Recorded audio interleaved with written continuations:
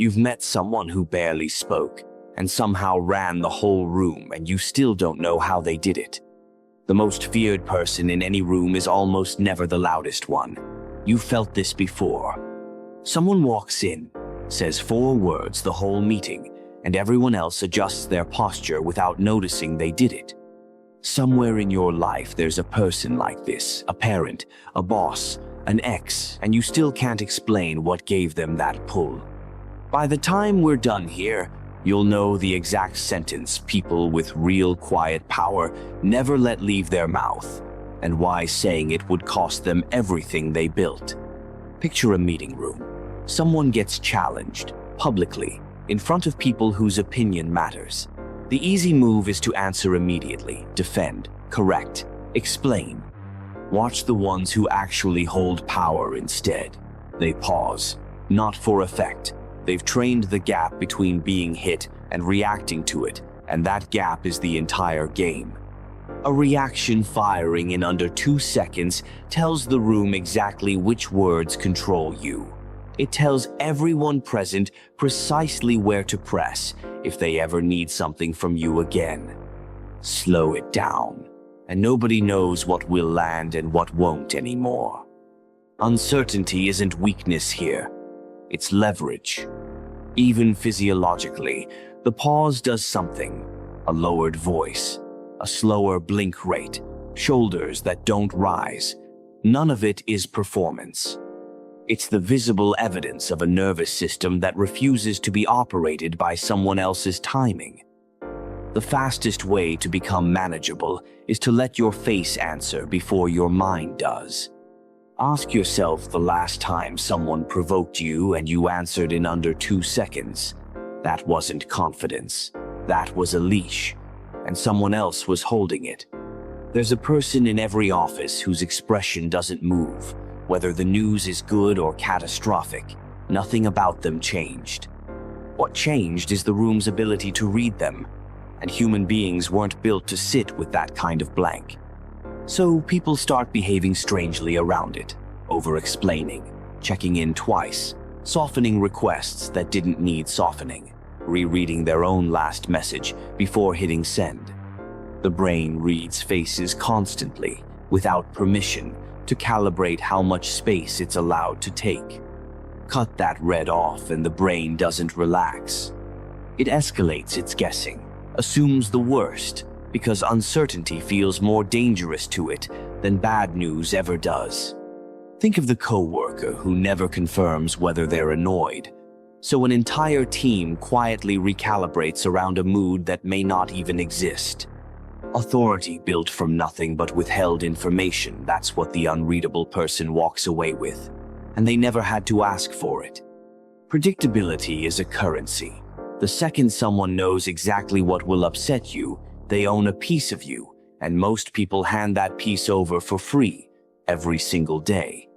Someone declines a request, or makes a call that inconveniences the whole room. No, here's why. No defense, no softening paragraph trailing after it. Everyone else fills that silence, instead inventing reasons on the person's behalf, negotiating with themselves over a decision that was never up for negotiation. Watch what happens in the following hour. People start drafting theories. They ask a mutual friend what they think really happened. None of it was requested. All of it was earned by 4 words of silence. Explaining yourself is, underneath the politeness, a small hand held out, asking to still be found acceptable. Take that hand away, and you haven't gone cold. You've gone unnegotiable. There's a version of this that goes 1 level deeper, and it's the one most people can't survive without cracking.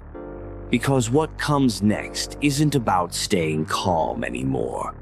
It's about what happens when calm gets tested directly, on purpose, by someone trying to break it.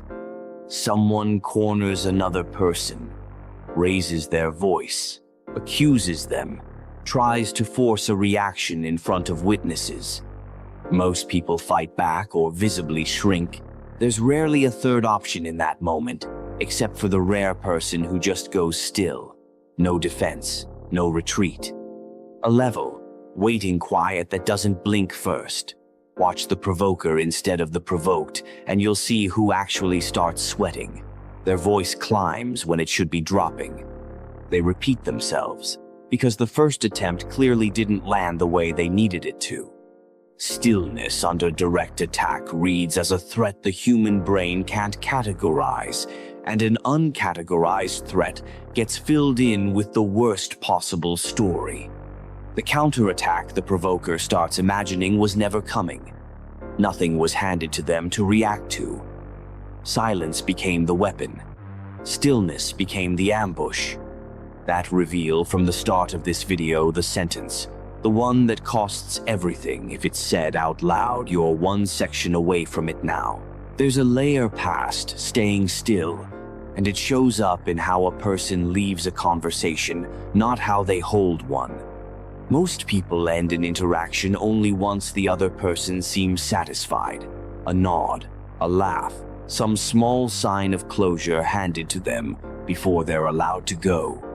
Watch someone with real quiet power end a conversation instead. They finish, they leave, and they don't wait for that sign. No lingering. No, does that make sense? Tacked onto the end like a receipt. To everyone watching, it looks almost rude for about 3 seconds. Then, it doesn't. It reads, as a person who never needed the room's approval to stop talking in the first place, and that absence of need is the most unsettling thing they do all day. Notice this pattern is never loud, not once, across every version of it. That's exactly why it works on you. There's one final move, and it's the one people underestimate most. Someone is proven right, in front of everyone, after being doubted out loud. The instinct almost everyone has is to say something a quiet, "told you," a look, some small collection of the moment. Watch the person with real quiet power instead. They say nothing. They don't collect the win. They let it sit there unclaimed, and somehow that's worse for everyone who doubted them than any gloating could have been. Claiming a win asks the room to acknowledge you were right, which is, once again, a request for validation dressed up as vindication.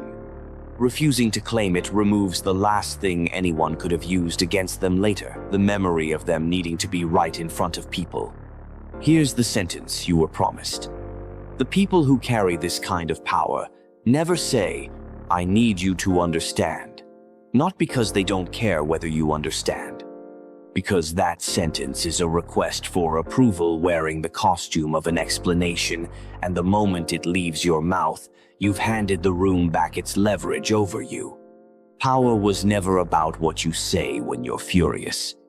It's about what you refuse to say when you've already been hurt. If you've caught yourself over-explaining a decision nobody actually challenged, comment the word "still" below. I'll break down exactly what that habit is costing you in the pinned comment.